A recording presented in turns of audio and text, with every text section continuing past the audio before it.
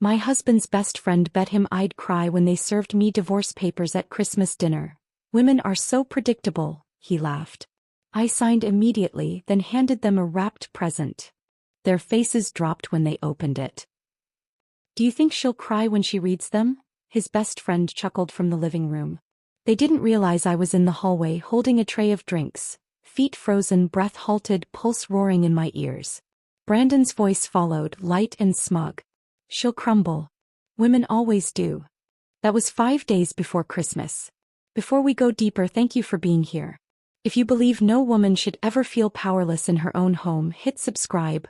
It's free and helps us reach others who need strength, not silence. Now let's keep going. But this story didn't start there, not really. The unraveling began long before they wagered on my tears. It started with laughter. Always laughter. You know I could leave you tomorrow, right?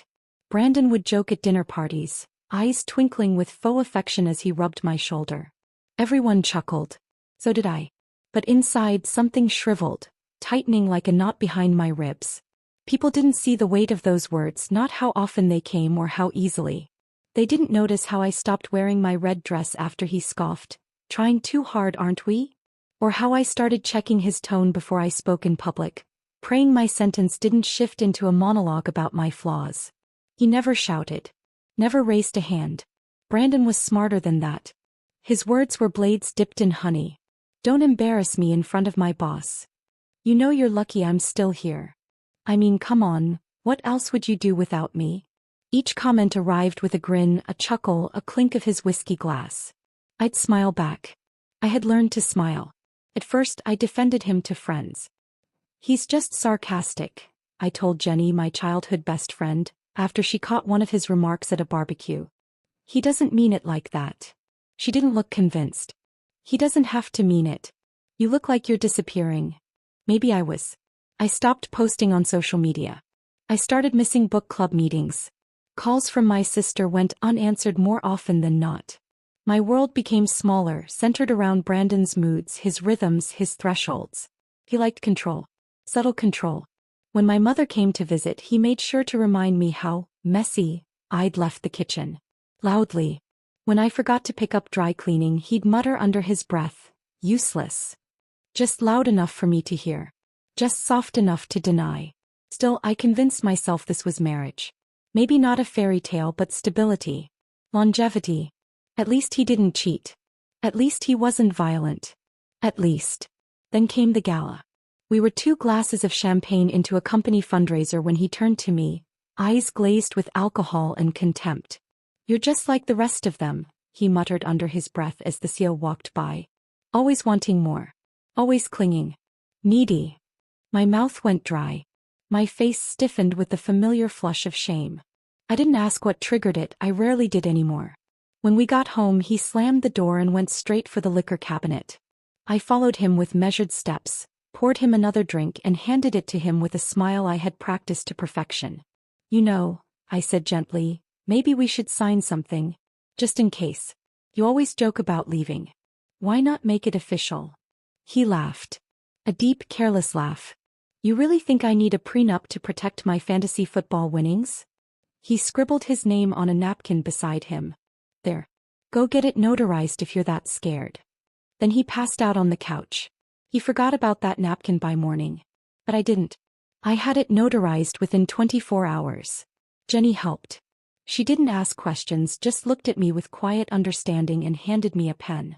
I folded that document and slid it into a fireproof envelope. Stored it in the back of a filing cabinet beneath a folder labeled Tax Receipts 2020. Then I emailed a scanned copy to a private email Jenny had set up for me years ago, just in case.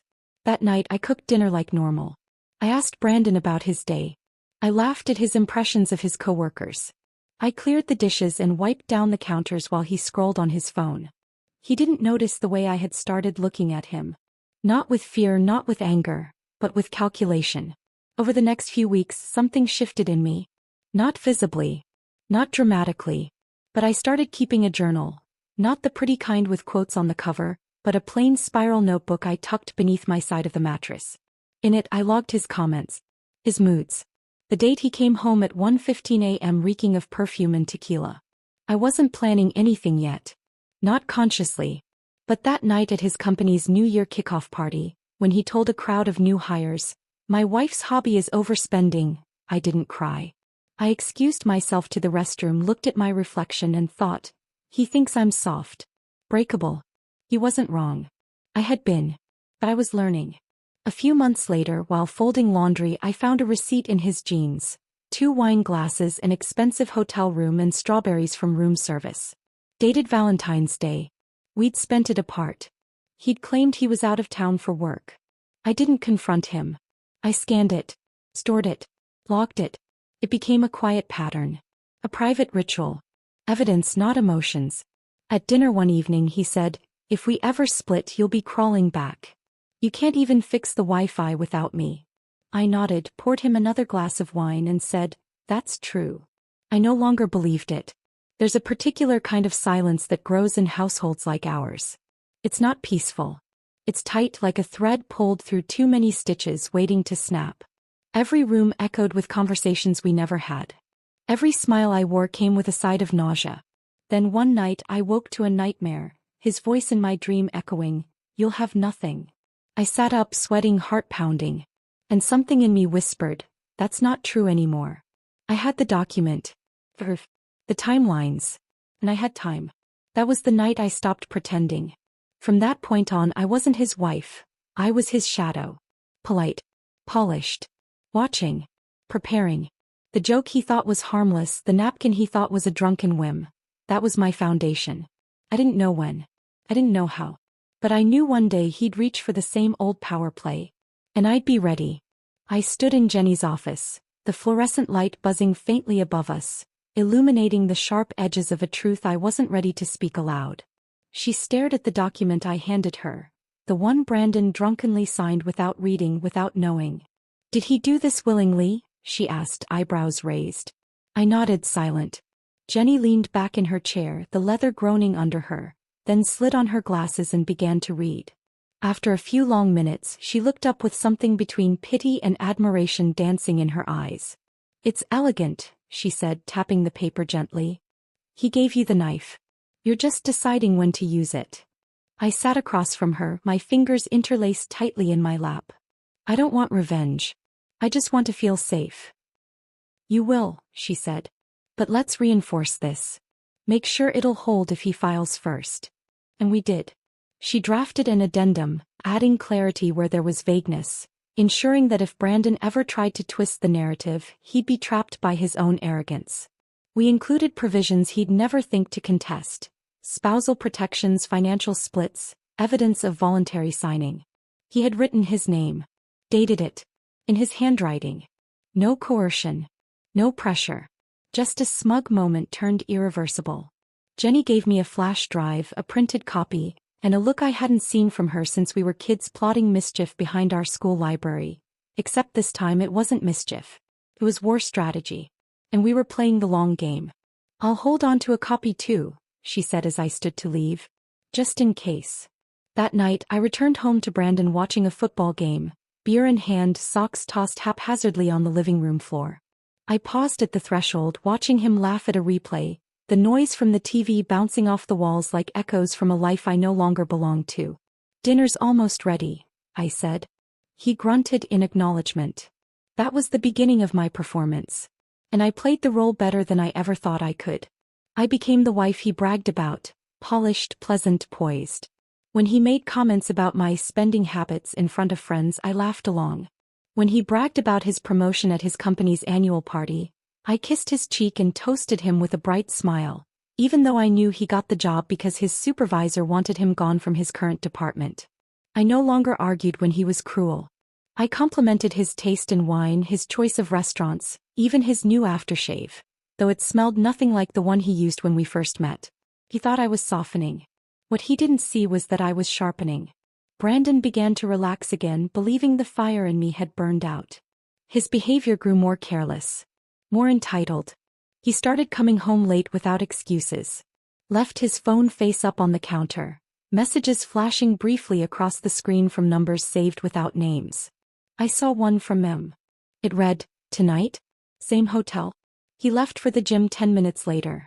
I opened our shared laptop, synced his phone's data to my cloud folder, and forwarded the screenshots to the private email Jenny had set up for me. I didn't cry. I didn't even flinch. Instead, I went to the kitchen and made lasagna, his favorite. He came home to a hot meal and a warmer smile. It was the best he'd eaten all week. At a barbecue a few weeks later, his best friend Nate cornered him near the grill, beer sloshing as he gestured animatedly. "She'll fall apart if you leave her, man," he laughed. "Too dependent. You've got it made." I was standing a few feet away, carefully arranging a fruit tray. I didn't flinch then either. Instead, I placed the strawberries in a perfect spiral, one red slice at a time. Brandon joined me moments later and wrapped his arm around my waist, pressing a kiss to my cheek like he hadn't disappeared the night before without explanation. "You look beautiful today," he said. I smiled. "Thank you, sweetheart." The day after the barbecue, I started recording phone calls. Only the ones that mattered. The quiet conversations when he slipped up, said too much, laughed too hard at things no loving husband should laugh at. I labeled each file by date and stored them meticulously. I felt like a spy in my own home. But I wasn't seeking revenge. Not then. I was building a parachute. Quietly. Carefully. Because when you live in a house made of cracks, you don't wait for it to collapse. You learn where to step and when to jump.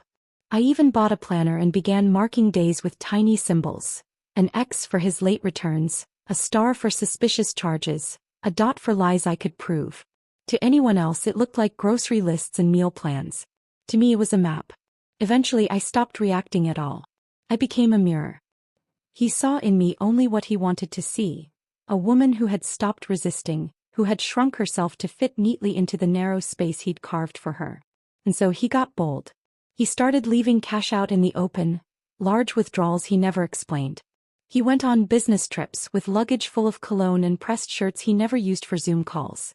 One day I found lipstick on a receipt. The shade was called Temptress Red. I wasn't offended. I made a note. The final confirmation came 2 weeks before Christmas. Brandon had a few drinks and fell asleep on the couch with his phone unlocked. I glanced down as a message thread flickered to life. She doesn't suspect a thing. I'll file on Christmas.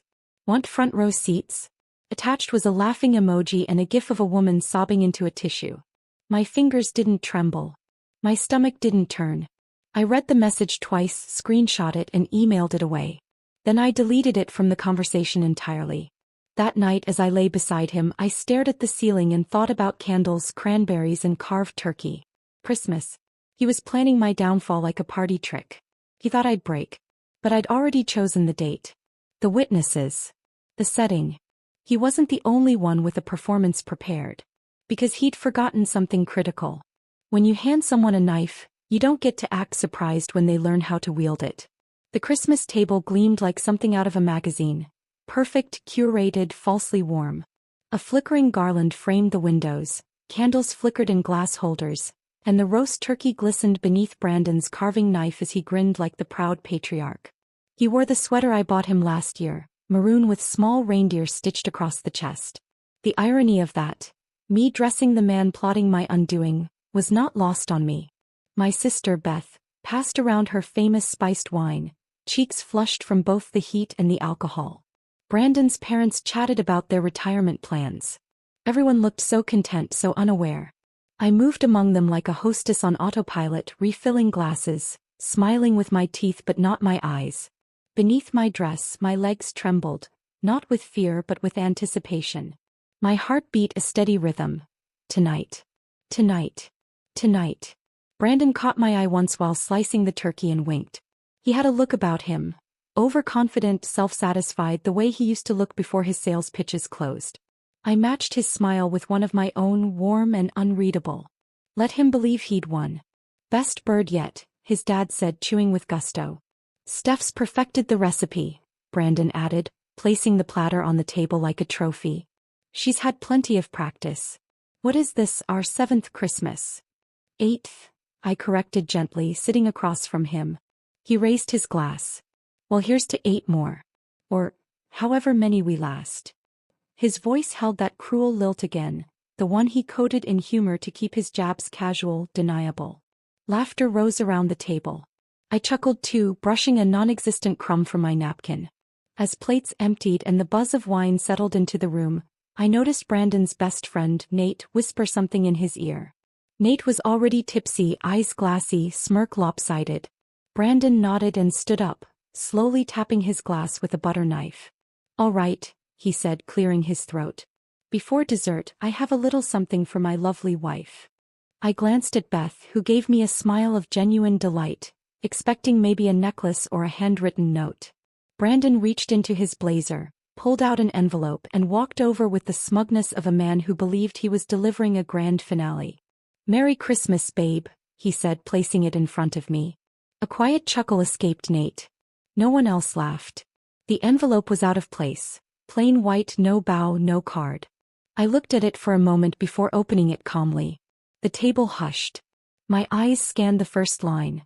Petition for dissolution of marriage. Already signed. Already filed. He had even highlighted a section at the bottom like a schoolboy showing off his work. I looked up. His smile was wide. Expectant. So I smiled back. "Thank you," I said softly, almost sweetly. Pause. A flicker of confusion passed across his face. Nate shifted uncomfortably beside him. I reached into my clutch and pulled out a sleek silver pen. Clicked it. Signed the papers in one elegant stroke. Dated it. Capped the pen and handed them back. Done. I could feel Beth stare on me wide-eyed. Brandon blinked, caught off guard. "That's it?" he asked, voice too casual. "That's it," I echoed, sliding the envelope back toward him. Then, without missing a beat, I reached under the table and lifted a gold-wrapped box, placing it right between his plate and his ego. "What's this?" he asked. "Your real gift," I said. He hesitated, then tore at the wrapping, revealing a leather folder. He opened it, and the moment he read the first line, the color drained from his face. His lips moved silently for a moment, reading. Rereading. Dated. Notarized. Ironclad. The prenup he had laughed through. Signed with the same hand now clutching the edge of the table. "What is this?" Nate asked, leaning in. Brandon didn't answer. So I did. "It's the agreement Brandon signed nearly a year ago. It's been updated, reinforced, and filed." "But I filed first," Brandon said, as if that nullified reality. "Which makes it legally binding under your terms," I replied with a calm smile. "Every asset. Every clause. You gave it to me." Nate's mouth parted slightly. "Holy. You okay, man?" Beth's husband asked from across the table. Brandon didn't respond. His eyes were still glued to the document. The same eyes that once scanned spreadsheets and contracts for inconsistencies missed this one glaring clause in his own life. And then I reached into my purse again. "One last thing," I said. I placed a small square envelope on the table, thinner than the first. He stared at it as if it might explode. He opened it slowly, brows furrowed. Inside was a sonogram photo. Brandon looked at it, then at me. "I'm pregnant," I said, my voice even. 8 weeks today." His expression cracked just slightly. His eyes darted around the table. For a fleeting moment he smiled, almost involuntarily. But that smile withered the moment his brain caught up to his ego. Prenup. Pregnancy. Assets. Custody. The room felt like it was tilting. The weight of everything he thought he controlled now pressing down like a slab of stone. "You planned this," he said finally, voice barely above a whisper. I met his eyes, steady and cold. "You bet I'd cry." "You laughed. Called me predictable." "So no, Brandon, I planned nothing. I prepared." The silence was thick, dense with the kind of realization that doesn't crash but creeps. I took a sip of my wine. The sweetness of cinnamon clung to my lips. Brandon's mother pushed her chair back slightly, her face ashen. Beth gently reached for my hand beneath the table, her thumb brushing against mine in quiet solidarity. Nate tried to speak but ended up shaking his head and looking away. Brandon stared at the prenup like he could rewrite it with sheer will. He couldn't. I stood slowly and began clearing the dessert plates that hadn't yet been filled. My hands didn't shake. My breath remained even. "Apple pie or pecan?" I asked the table. No one answered. Brandon sat frozen, flanked by the wreckage of his illusion. And I wasn't broken. I was just getting started. Brandon sat there, shoulders stiff, mouth slightly open, as if the words he'd just said had choked him mid-thought. "You planned this." But I barely heard him anymore. He was staring at the prenup in front of him like it was some ancient curse etched into parchment. Only he'd written every line himself. The room was painfully quiet except for the subtle crackle of the fireplace behind him and the slow clink of a spoon from the kitchen. Even the ornaments on the tree seemed to stop shimmering. Then his eyes dropped to the sonogram photo still lying in his lap. He looked at it like it might vanish if he blinked. The faintest twitch passed through his jaw. "Steph," he started. But I stood straighter. "No." Just one word, calm but firm. He blinked slowly, like he was recalibrating what version of me he was speaking to. His voice cracked slightly. "You don't have to do this."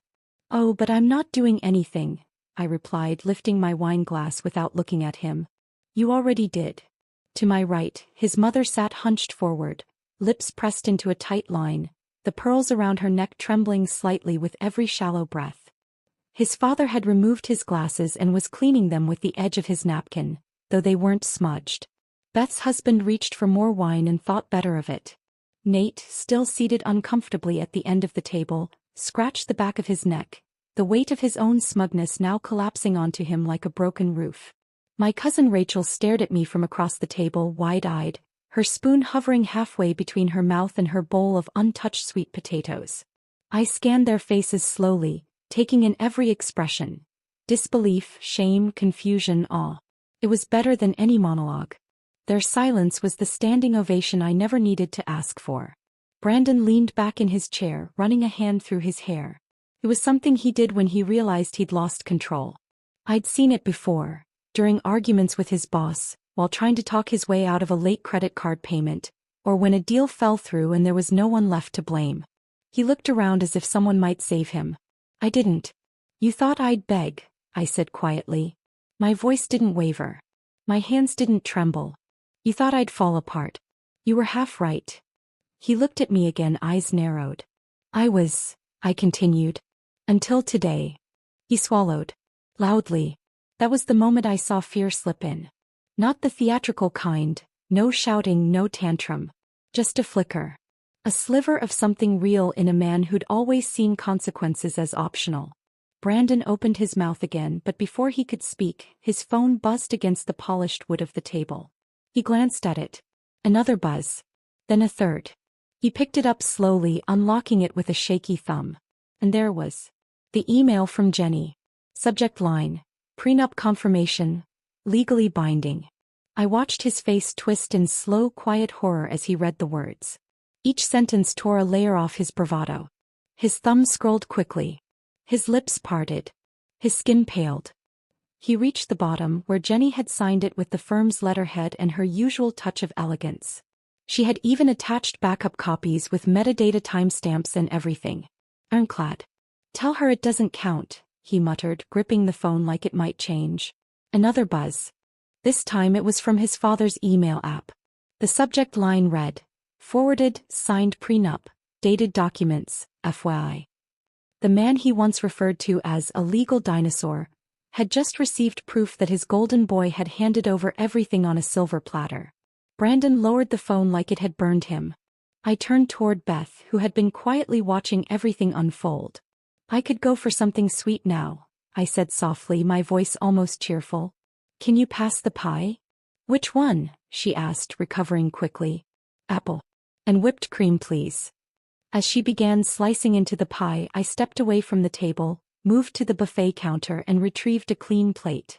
Brandon's eyes followed me, still wide, still trying to catch up. I returned to the table and sat beside my sister, placing the pie gently in front of me. From my seat I turned to him one final time that night. "I'll have the locks changed tomorrow," I said simply. He looked like he'd been struck. Then I picked up my fork, took a bite of pie and smiled, not to provoke him, not to perform. Just because the cinnamon was warm, the crust buttery, and the taste reminded me of something I'd forgotten long ago. "Peace." Brandon pushed his chair back, the legs scraping across the hardwood. "You think you've won," he said. I didn't respond. He didn't deserve a reply. He stormed out of the room, leaving the prenup, the sonogram, and the remains of his pride on the dining table. For a few seconds no one spoke. Then Beth exhaled sharply beside me. "I always hated that sweater," she muttered. Laughter flickered through the room, soft, unsure at first, then growing. Rachel laughed nervously. Even Brandon's mother chuckled faintly, covering her mouth with a napkin, though she quickly looked away. I took another bite of pie and leaned into Beth. "Merry Christmas," I whispered. She rested her head briefly against my shoulder. There were no fireworks. No shouting. No overturned chairs or broken dishes. Just a quiet unraveling of power, measured in glances and documents, and a single slice of dessert. The room shifted that night. Not because I changed the dynamic, but because I reclaimed it. Beth stayed the night. After Brandon slammed the door behind him, she just looked at me and said, "You're not waking up alone tomorrow." She didn't have to say more. We slept in the guest room, me curled on my side, one hand resting on the gentle rise of my belly. Her hand brushed mine briefly in the dark, wordless and warm. I hadn't realized how tightly I'd been holding my breath for the past few years until that night. When I finally exhaled, it felt like someone else's breath, someone I didn't recognize. By morning, Brandon was gone. No note. No call. Just silence. I came downstairs and found the coffee pot cold, the front door locked from the inside, and his keys missing from the hook. I made myself breakfast for the first time in weeks without having to second-guess the clink of my fork or the sound of the toaster popping. By 9 a.m. I had the locksmith on the phone. "Emergency or standard change?" "Standard," I said, then paused. "But make it fast." He came that afternoon. A quiet man with kind eyes who didn't ask questions when I handed him Brandon's old keys and said, "Make sure none of these work anymore." When he left, I stood in the foyer with a new key in my hand and realized this was the first thing I'd owned alone in years. Not the house itself, not yet, but the feeling. The certainty. That evening I moved into the master bedroom. It still smelled like his cologne, faint traces of something expensive and cold. I opened every window, let the December wind run through the space, stripped the sheets and bundled them into trash bags. I found an old box of sandalwood candles in the closet, ones I used to love before he said they gave him headaches.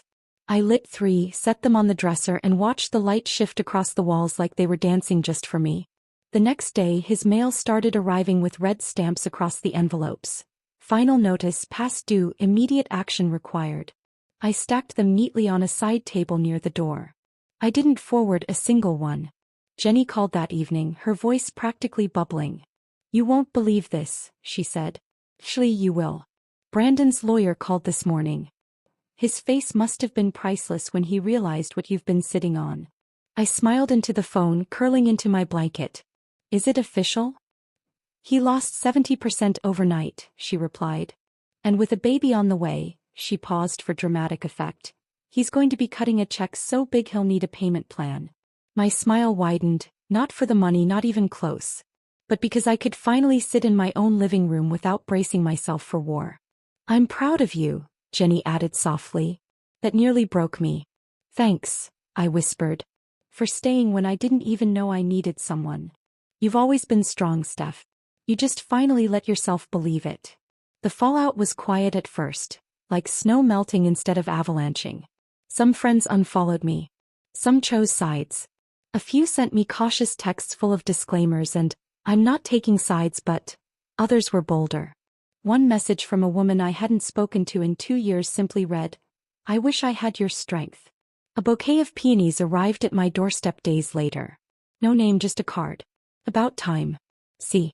Brandon's assistant. Claire." I smiled and placed the flowers on the mantel. Of course she knew. It was only a matter of time before word spread at his office. The man who had once made jokes about training wives like interns suddenly lost his audience. His best friend Nate stopped laughing in meetings. The comments stopped. The swagger. Apparently his team noticed he'd been leaving early, muttering under his breath, ignoring deadlines. I overheard Beth's husband on the phone with someone later that week. "Nah man. He's been off. Like, haunted. Haunted. Good." The man who once said I'd be nothing without him now walked alone at lunch, forgotten in a world that once cheered for his cruelty. Me. I started buying lavender soap again. I painted the nursery soft sage green, a color he once called pointless. I hung tiny string lights around the window and placed a stuffed giraffe in the corner. I started lighting candles after dinner and drinking herbal tea in the sunroom, barefoot, unbothered. One evening I caught myself humming while folding laundry, something I hadn't done since my second anniversary. I bought new bedsheets, white with tiny gold stars, and slept diagonally across the mattress because I could. One afternoon I passed Brandon on the street. He was coming out of a bank, talking into his phone, looking irritated. He didn't notice me. Or maybe he did but didn't know what to say. I kept walking. Later Jenny sent me a screenshot. Brandon's firm had removed his name from the quarterly newsletter. I replied with a single thumbs up emoji. Then I made tea and watched the wind dance through the curtains. It wasn't about revenge anymore. Not really. It was about small things. Freedom. Peace. A slow, steady rebuild of a life that belonged to me. And the quiet realization that the woman he tried to break was now the one who had rebuilt everything without him. The first time I felt her kick, I was standing barefoot in the kitchen, humming along to an old Nina Simone record while slicing peaches for a pie. It was so soft at first I thought I imagined it. A flutter like a wing brushing the inside of my belly. Then it came again. I dropped the knife. Both hands flew to my stomach and I stood there, stunned and smiling, tears catching me off guard. It wasn't just a kick. It was a reminder. A rhythm. A message. You're not alone. He was real. Growing. Strong. And so was I. That night, I wrote in my journal for the first time in weeks. I kept the entry short but deliberate. This baby will never hear yelling through a door. Never feel like they're walking on glass. Never confuse fear for love. I underlined the last line twice. My world had gotten smaller, but warmer. Softer in all the right places. My cousin Elena moved into the guest room during my second trimester. She arrived with 2 suitcases and a basket of homemade lavender muffins, wearing her usual oversized hoodie and the same gold hoops she'd worn since college. "I'm not letting you do this alone," she said. "And anyway, you need someone to stop you from eating pickles and ice cream together." We fell into a rhythm almost immediately. She worked remotely from the kitchen table, wore fuzzy socks in July, and didn't ask about Brandon unless I brought him up, which I rarely did. That part of the story was no longer worth repeating. Jenny dropped by every few days with groceries and warm casseroles and baby name books with silly post-it notes inside. Page 37. Do not name her Tiffany. Not because it's a bad name, she explained once, laughing over tea. Just because I had a Tiffany in middle school who cut my hair with safety scissors during art class. We laughed more in those months than I had in years. We didn't talk about court filings or lawyers or any of the old wounds Brandon left behind. We talked about recipes, crib colors, what kind of stroller folded easiest, and whether her ex was secretly stalking her Pinterest boards. It was the first time in a long time that silence wasn't something I feared, but something I shared. The baby's room took shape slowly. I painted the walls soft yellow and filled it with thrifted furniture I refinished myself, one coat of warm paint at a time. A rocking chair arrived in a giant box, and Elena spent 3 hours trying to assemble it before throwing down the instructions and declaring, "This is your villain origin story." We laughed until our faces hurt. One quiet Sunday I pulled a box from the back of the hallway closet. I knew what it was the moment I touched it. The slight crackle of the satin ribbon, the faint scent of cedar clinging to the edges. Our wedding photos. I sat on the living room floor and opened the lid. There we were, frozen smiles and vows wrapped in white lace. His hands around my waist.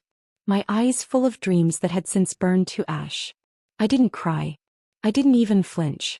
I slid each photo into a separate envelope and labeled the box, "To release."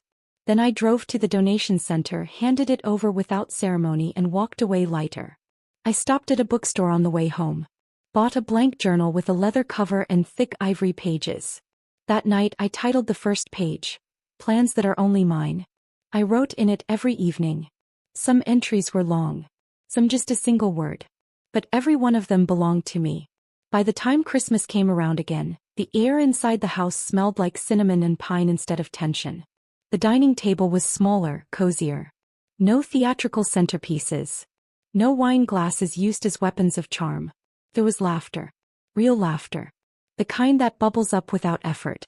Beth brought her toddler who kept dropping mashed potatoes on the floor and yelling, "Oh," with the pride of a magician pulling off a trick. My dad carved the turkey while Elena tried and failed to make vegan gravy. Jenny brought a date, her first in a year, and I didn't feel envious. I felt full. And next to my sister's son sat a brand new high chair, white with little yellow stars, holding the love of my life. My daughter. She had his eyes maybe. But the rest? All mine. Her cheeks were full and pink from the cold. Her tiny fingers gripped the edge of her tray while she babbled nonsense like it was the most important speech ever given. I didn't spend the evening watching the door.